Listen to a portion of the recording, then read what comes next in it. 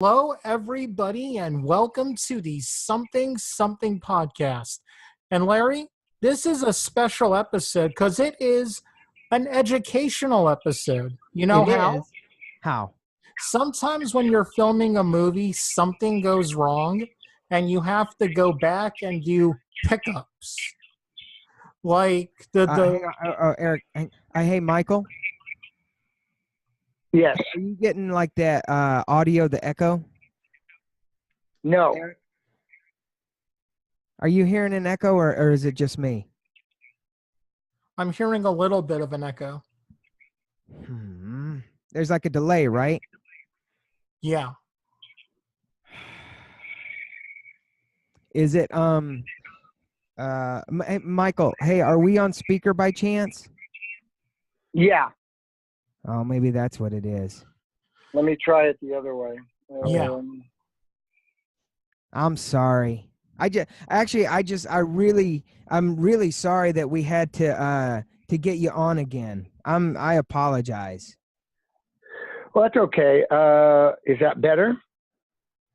I think so. Yes. Okay. Yes. I'll start Okay. us again. Okay. In 5, 4, 3.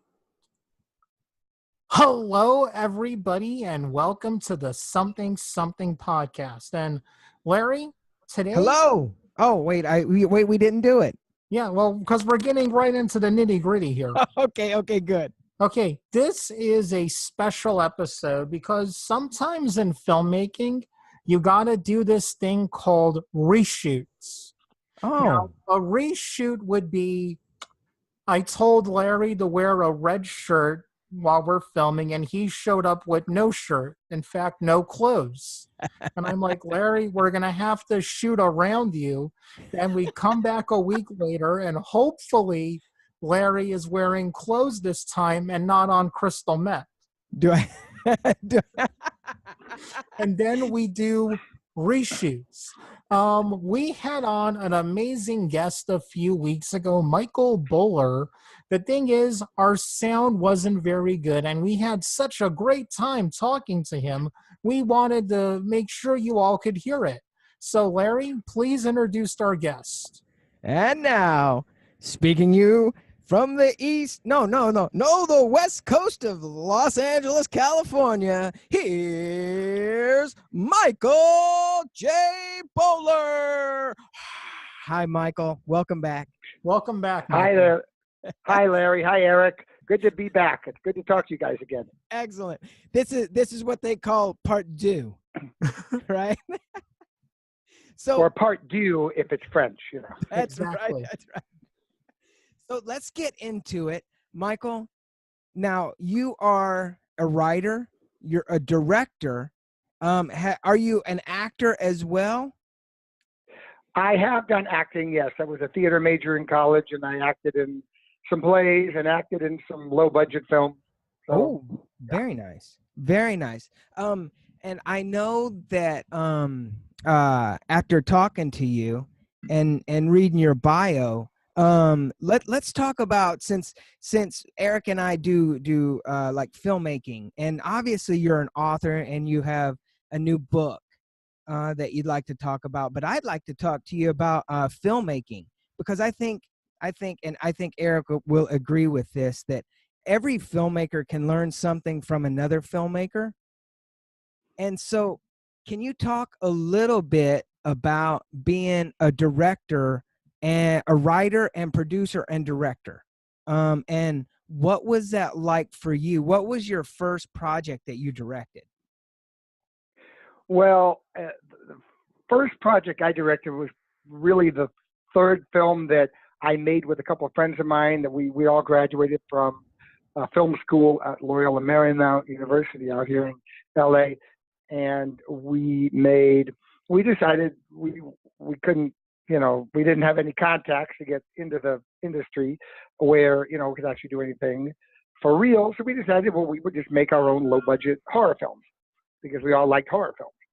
So the first one I co-wrote and I worked on it in a number of capacities. I was an actor, and you know, when you do low budget films, you're everything. You're one day you're holding the boom microphone, and one day you're the guy slating it, and one day you're doing this. So you know, we do everything.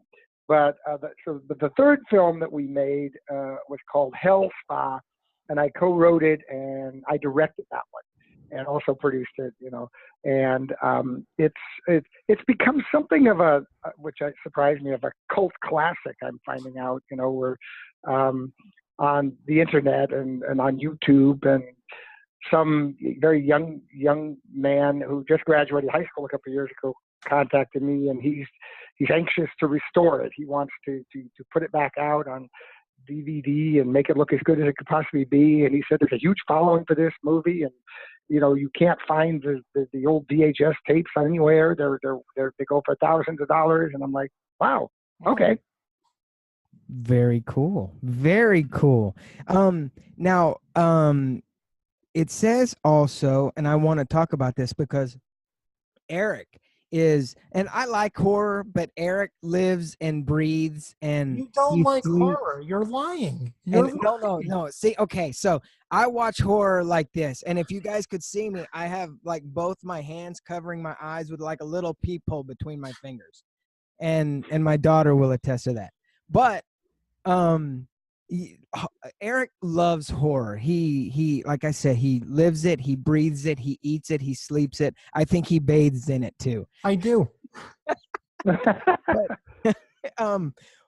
what was it like? And maybe Eric, you guys can talk about this because you guys we all have something in common, but I think you have a little bit more because of the screenplay. Eric, you wrote a screenplay, but you produced it and you did it.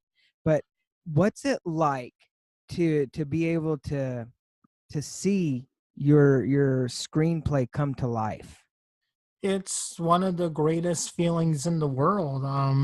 When we were doing the movie I Don't Talk About, there was this something crazy about being on set and seeing this character that I came up with in my room in the flesh. And nothing has, I mean, again, that movie was a horrible experience. I don't think about it, but those couple of seconds was great. What about you, Michael? I mean, did you have, I don't know. I think everybody has like a horror story about their horror film, but do you have, what was it like for you, Michael, to see your first like screenplay that you wrote and like you were either a part of like directing or producing? What was that like? Well, the first screenplay that we did was one called Fatal Images, and it was about a camera that was some kind of an odd looking camera that one of my friends had, and we'd never seen anything like it. And it was just, we did come up with this idea that this sort of serial killer photographer, you know, when he killed himself and sent his soul into the camera, and then every time someone used it to take a picture, you know, he would be able to reappear and kill that person. Wow. But the conceit was that the camera you develop photos, and it would show the person whose photo had been taken was already dead, and so it basically predicted the future. And then, you know, it was very low budget, but and Eric may know this name, but we got a guy named Gabe Bartalos to do these special effects. This is before he went on to do do you know who he is, Eric? He went on to do a lot of special effects in movies. Wow. Yeah, do you know who he is? It's on the tip of my tongue, yeah. Yeah, I can't think of it. Some of his other movies, maybe like Troll, I think, and some other ones that he went on to do that were quite big, and he became very famous. But so he did some very, very good special effects. I mean, we you know, the movie was shot on video and looked really cheap, and of course we were using everyone's house and whatever locations. But like you said, it's something to see what you envisioned on the page coming to life, and no, it doesn't always turn out the way you envisioned it, but it's exciting to see it living and breathing and actually there on the screen. Yeah, that's very cool. And also I wanted to ask you, because you're a big advocate for teens and young adults. I know in your bio you like volunteer for Big Brothers and Big Sisters program. Do any of your the kids that you're a big brother to, do they know about your filmmaking career as a horror filmmaker? Well, yeah, they were when I was making those films. Some of them, one in particular named Matthew, but there was another one. I think David also helped, and Edgar. They would be on the set with me. They would be helping out, and they would be. I remember Matthew, who was like 8 years old at the time, and he was so excited at the idea of being able to pump the blood when this one character got his arm ripped off. And so Matthew was on the pump, pumping that Karo syrup with red color food coloring in it. Pump, so the blood would come squirting out. He had a great time. He had a lot of fun. That's awesome. That is Although awesome. we also did have, if you want a good story, we had one with him too, where we were filming in a little photo studio in like downtown LA, and not really a good area. And we had a guy who, the prop guy who owned real guns, real firearms, and we needed a gun in the scene. He had knives, so there was a gun. And Matthew was there with me, and we had our crew. We were filming away, and this model, a woman was being like, she was all covered in blood, and she was in a chair, and she was supposed to be, dead, obviously. And somebody apparently was going by the window and saw us holding the gun, saw somebody holding the gun. So they called the police. So we're filming away, and then all of a sudden you hear it, these bullhorn, "This is the LAPD, come out with your hands up." And, we thought it was a joke, but we went to the door, and I'm not kidding you, the entire LAPD was out there. There were, I don't know how many patrol cars. And they all had their guns and their rifles and their pistols. They were all aiming right at the door. They said, "Everybody come out with your hands up." And so we all filed out very slowly. And when that woman came out covered in blood, those guys really tensed up, and they're pointed their guns, and they're like, and they're looking at each other, and I'm like, okay. And we're like, and they didn't want to know anything. When they saw Matthew come out, again, he was like 8 or 9 years old. Oh, no. Okay, they called him over. "Hey, you kid, come over here." And they bring him over, and he was terrified. I mean, they're pointing guns at him. He goes, "What are they doing in there?" And he goes, "They're just making a movie." And the poor kid was almost hysterical. And so then at that point, they went in and looked around, and they kind of assessed the situation. They said, okay, all right. And then they lowered their weapons. They go, "Yeah, somebody reported that they saw you with a gun." I'm like, "Oh, how nice." So that could have ended. That could have turned into a real horror film. But, yeah. I could just see it now. The cop walks in, he looks around, he goes, "So what do you think, Sarge?" And he goes, and he takes his finger and he puts it in the blood and he puts it up to his face, and he goes and he touches his tongue. He goes, "Yep, that's Karo syrup. They're making a movie, boys." Which would make it even worse. Now that's about what happened. Yep. It was an experience. What an awesome, crazy, cool story. You should put that in. Oh, now, one last thing about your about the Big Brothers and Big Sisters is you and 3 of your brothers got to go visit the White House, and you actually won the California Big Brother of the Year. Congratulations. Yeah. Oh yeah, thank you. That was back in 2000. But the reason we went to the Washington is I was voted the National Big Brother of the Year. They take all the state winners, and then they decide on one Big Brother, one Big Sister for the year. So it was quite exciting. Yeah, we got to go. We met a number of senators and Congress people, and we went to the White House and went to the Oval Office and talked with President Clinton, who was there at the time. And it was quite an event. And then we all had to speak at this big the big awards ceremony. It was like 1,100 people there, and wow. So I got up and spoke, and the kids all got up and spoke, and it was quite an event. Yes, that's a very big honor. It was a big honor. And then we got to be in one of my little brothers and I. We got to be in the Rose Parade that following January, and then we got to go to Australia to the Olympics. Wow! But it was quite a big year. Yeah, big year. Yeah. Wow. And so the reason I ask about all this is I know as creative people, we all use our inspiration and put it back into our work somehow. And do you have or have you or will you use that inspiration for being an advocate for children about writing any books? And I know I know the answer to this. So but it's still, can you talk a little bit about your advocacy and how you put that into your novels of being an author? Well, I've been a teacher, high school teacher, also for many years. I did that, and a volunteer. Besides with the Big Brothers, I've been a volunteer with incarcerated children through the juvenile justice system in LA, and that was very eye-opening, unbelievably eye-opening. Both of them are teaching in a kind of a pseudo inner city area, and then also working with these incarcerated kids.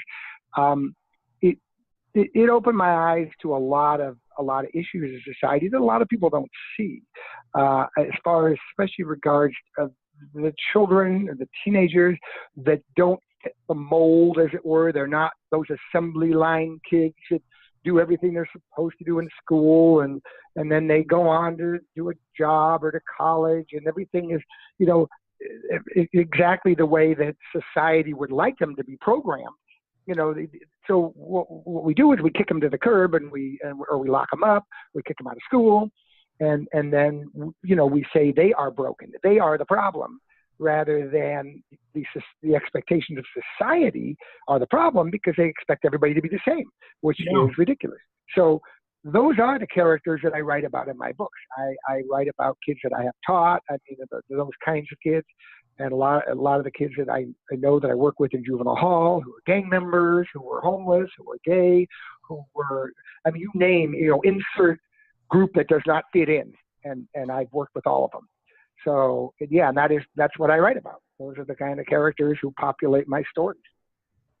That's very nice. That's very, because I mean, there's truth is stranger than fiction, but I mean, even being truthful, people are like, no way. So I can only imagine the things that you write about.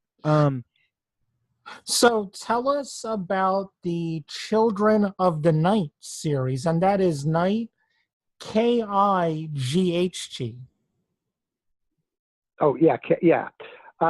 Well, that is a story that, again, is very much based on my work with the youth, with the gang members, and with the other homeless youth and street kids that I've worked with over the years. And it's a series, it's a 5-book series, but I always wondered, it goes back to when I was in high school, really.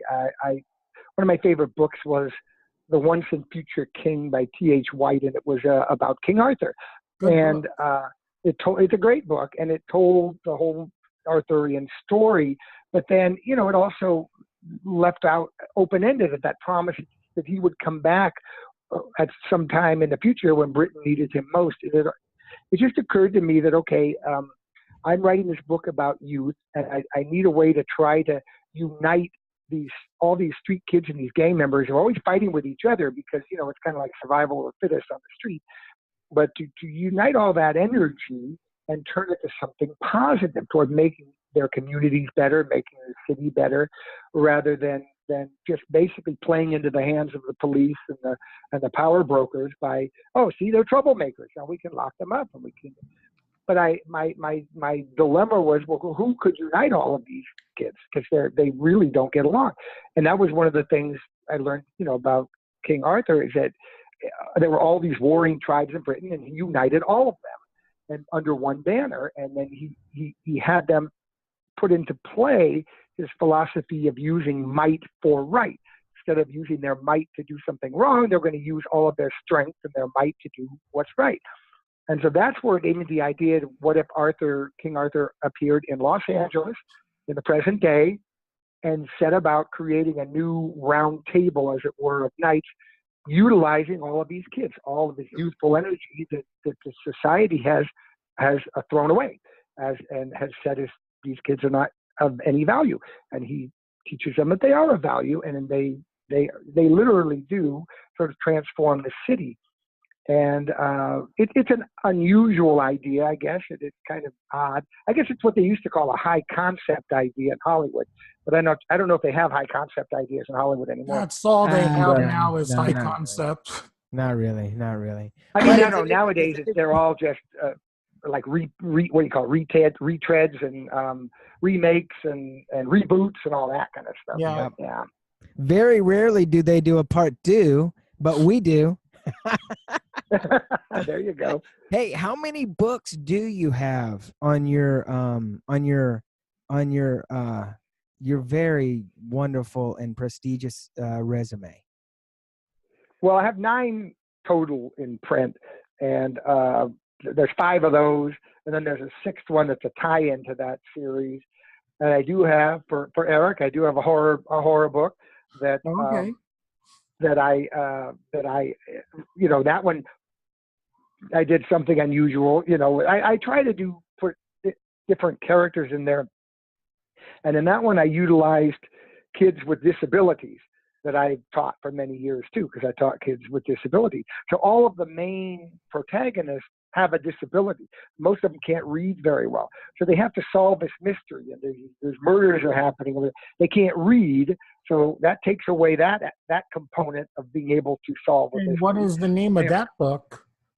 It's called Spinner, and it involves a boy in a wheelchair who has, and I'm not really giving away anything big because you see it at the very beginning, but he has this ability to, if you are in pain, either physical pain or emotional pain, and you describe it to him, he will take it into himself and then purge it. So he removes it from you, it goes into him, and then he purges it from himself. Wow. So he called it spinning. He that's his word for it because he didn't know what to call it. But he just says, well, I spin people. I just, it's like I'm spinning from them into me and then out, So Wow. And everyone listening, there will be a link to Michael's webpage where you can buy all of his stuff. Actually, that's what I was going to ask. Can you buy them off your webpage, or do you go to Amazon? Well, I have the links on my webpage Okay. on my website to the books, and they can go directly to the wherever they want to buy them from and purchase it there. Perfect. What do you remember the first story you wrote, and how long ago was it? Your very first, when you decided, and how did you decide to become a writer or a filmmaker for that matter? Well, I mean, I always loved reading, and I liked writing. I think most people, and I've known a few kids that read but don't like to write. I think most of us who really are avid readers, we like to tell stories too because we so enjoy them. So I always liked both, and I loved movies, and I always loved horror movies. It always freaked my parents out. It's like, why do you like these movies? We don't like this stuff. Why do you want to watch these things? And but I just did. I always liked the vampire stories, those old Universal classics from the 30s. I used to watch those on Saturday afternoons, and the Hammer films when they were on TV, the Hammer horror movies. I mean, I'm sure Eric knows all these. Oh, And, yeah. I like the Hammer movies more than the Universal movies. Well, they were definitely more edgier. They were in color for one thing, and then they were more bloody, and they were I guess they pushed the envelope more for what they were able to do. But yeah, I just loved the both of them. Both mediums, and I've written screenplays and I've written books, and I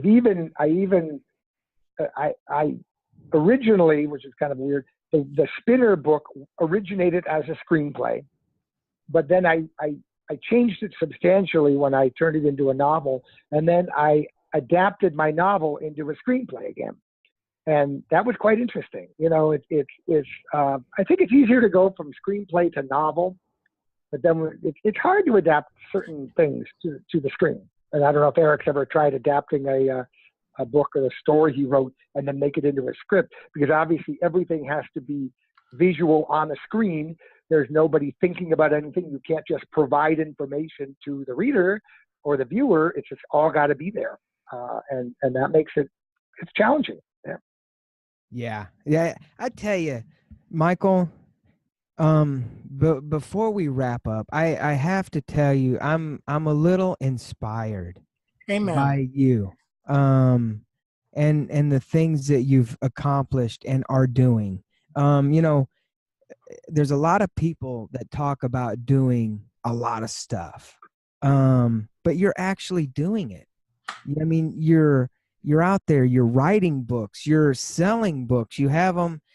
I think nowadays Amazon is it makes people real in a way. It gives them validity. Because it gives the creative artists a way and an opportunity to reach the public. So, and I just have to say, Michael, thank you for coming on the show today and blessing us with your presence. Thank you. And I just want to second that. Thank you for coming on. And maybe when you have something new or you just want to come on and talk about video games, comic books, and stuff like that, we'd be more than happy to have you. Oh, well, thank you. I'd love to. I don't play a lot of video games. I don't have a lot of time for that. Oh, yeah. But I do read the comics. You go to all the comic book movies, and I read manga. I like the Japanese manga. So, yeah, we'd have a lot to talk about in that regard. That'd be awesome. Well, That's cool. Everyone, by the time this episode goes up, I will be recovering from surgery. So that's really all I had to say about that. Why don't you close the podcast tonight, Larry? Well, and actually, I do want to point out, when is your next book available? And what is the name, Michael? Well, that's a good question, because I have some written. I have not yet secured either a publisher or an agent. I could self-publish it, but I've been trying to get broader distribution. So I've been still looking for someone bigger than myself who can, because the marketing is the hard part, is getting them out there to the appropriate audience. So at the moment, I also have a screenplay that's kind of in play out there that people, that won an award in the Scriptapalooza competition. So I'm still waiting to, kind of see if I can get something a little bigger in terms of distribution. Well, I think that is a perfect way to end it, because as they say in the movie business, that's your cliffhanger, folks. Yeah. So Michael, you will absolutely have to come back on and tell us all the good stuff that's in store when you secure your publisher and your big time movie producer. And well, I'd be happy to. Thank you. And Excellent. Everyone have an awesome weekend.